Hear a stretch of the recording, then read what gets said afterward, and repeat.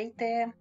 Включвам се да ви обърна внимание, че от 1 април влизат няколко промени. Първата е, че се промени прага за регистрация по ДДС. Вече е намален и от 166 000 вече падна на 100 000 лева.